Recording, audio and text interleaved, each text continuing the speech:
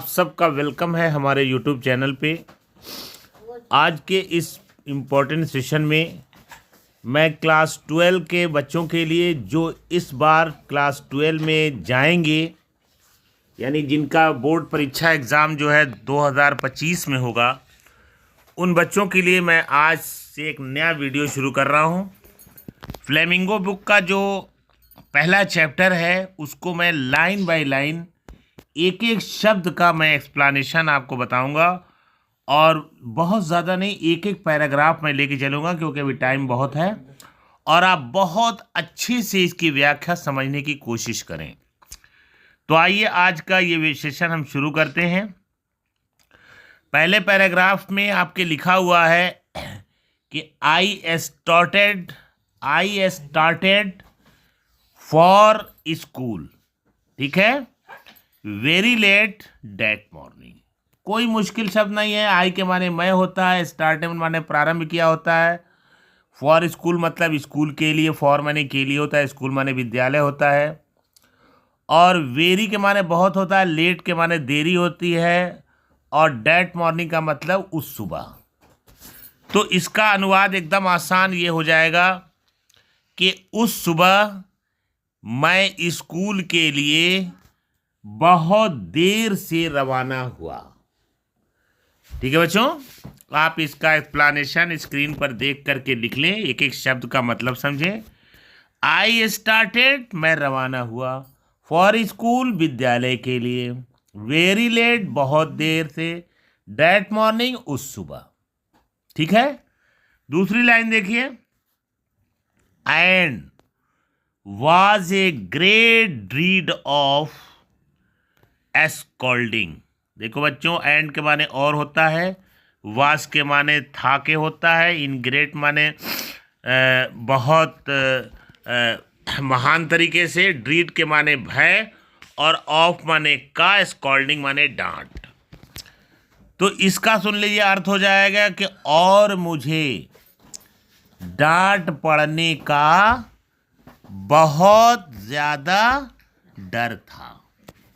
Scolding माने डांट पड़ना, इनग्रेट माने बहुत ज़्यादा, ठीक है, डर था ड्रीड। ठीक है, तीसरी लाइन, पहला ही पैराग्राफ अभी चल रहा है बच्चों, ध्यान से देखो, अपनी बुक से भी लाते जाइए। Especially because M Hamel had said that he would question on participle। देखो बच्चों, एक एक शब्द का मतलब समझो। स्पेशली माने विशेष रूप से, बिकॉज माने क्योंकि, ठीक है, मिस्टर हैमेल नाम है, हैड सेड मतलब पूछ चुके थे, हैड सेड माने कह चुके थे, पूछ चुके ने कह चुके थे, डैट माने की, ही वुड क्वेश्चन वो प्रश्न पूछेंगे, ऑन पार्टिसिपल पार्टिसिपल पर। तो इसका अर्थ हो जाएगा कि विशेष रूप से, इसीलिए, क्योंकि, विशेष रूप से इसलिए क्योंकि एम हैमेल कह चुके थे, कह चुके थे कि वे उससे पार्टिसिपल के विषय में प्रश्न पूछेंगे। ये मतलब हुआ उसका। चौथी लाइन देखिए आगे की, and I did not know the first word about them।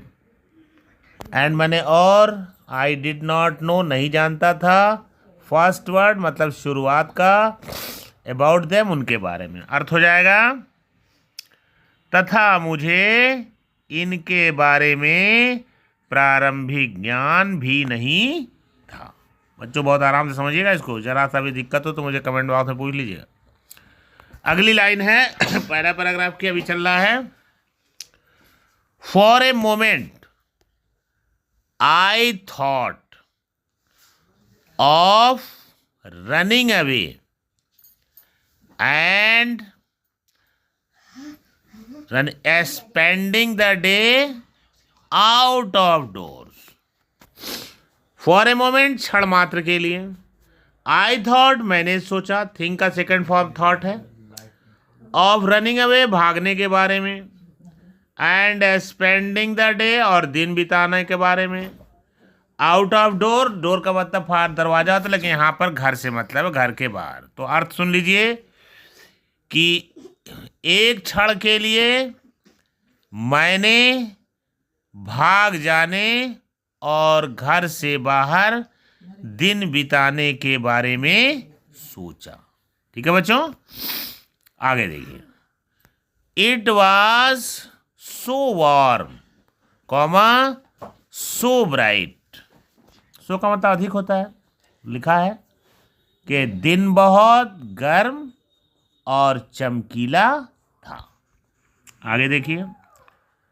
The birds were chirping at the edge of the woods. Woods कहते हैं जंगल को। वुड माने लकड़ी होता है, लेकिन वुड में जब एस लग जाएगा तो उसके माने जंगल का होता है। एज माने किनारा होता है, और चर्पिंग जो है चिड़िया के चहचहाने को कहते हैं।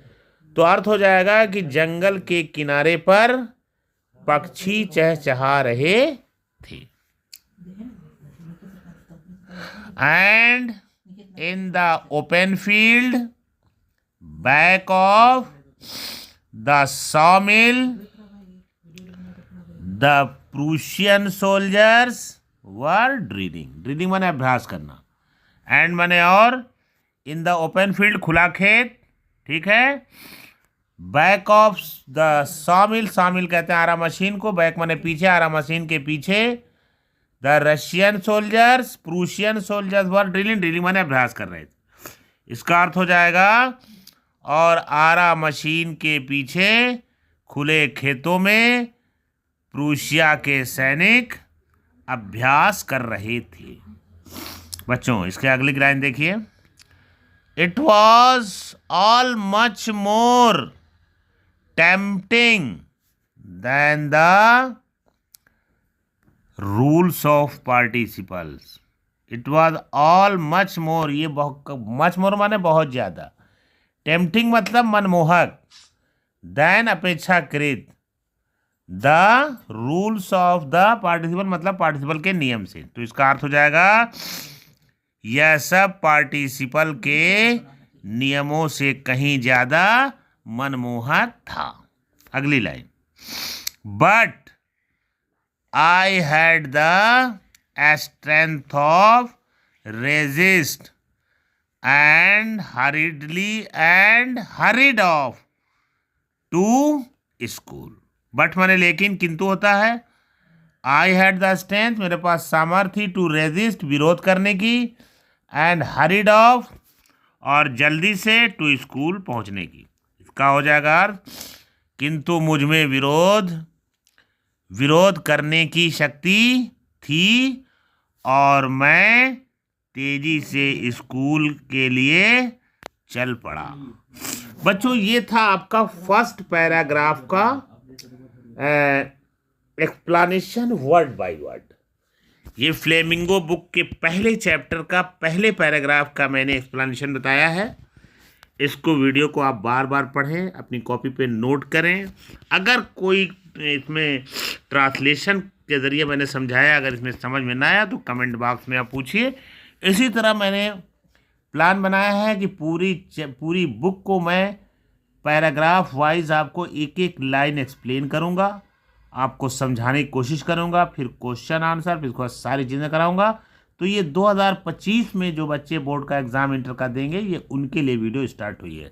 बच्चों वीडियो अच्छी लगी हो तो सब्सक्राइब कीजिए और इसको लाइक कीजिए, शेयर कीजिए। Thank you so much for watching.